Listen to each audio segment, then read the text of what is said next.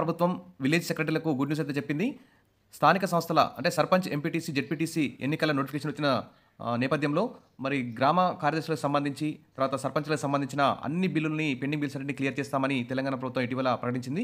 అందులో భాగంగానే తెలంగాణలోని గ్రామ కార్యదర్శులకు 104 కోట్లు విడుదల చేసిన తెలంగాణ రాష్ట్ర ప్రభుత్వం పెండింగ్ బిల్లులన్నీ క్లియర్. మరి కాసేపట్లో విలేజ్ సెక్రటరీల ఖాతాల్లో జమ అయ్యే అవకాశం అయితే ఉంది. ఇక తెలంగాణ ప్రభుత్వం పంచాయతీ కార్యదర్శులకు దసరా కానుకను ప్రకటించింది. వారి బిల్లుల క్లియరెన్స్ కోసం ఏకంగా 104 కోట్లు విడుదల చేసింది.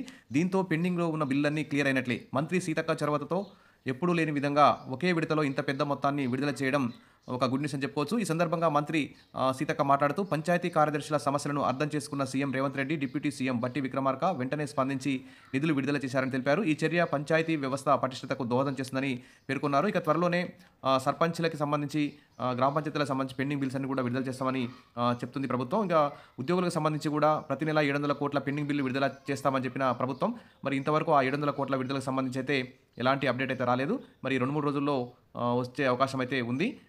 ప్రతి నెల 700 కోట్లు విడుదల చేసుకుంటూ పోతే ఒక 1 ఇయర్‌లో ఆ పెండింగ్ బిల్స్ అని కూడా క్లియర్ అయ్యే అవకాశం ఉంది. కాబట్టి తెలంగాణ ప్రభుత్వం ఆ విధంగా చర్యలు తీసుకోవాలి. Wish all the best. మరిన్ని అప్డేట్స్ కోసం మన ఛానల్‌ని సబ్స్క్రైబ్ చేసుకోండి. వీడియోస్ లైక్ చేయండి. Thank you.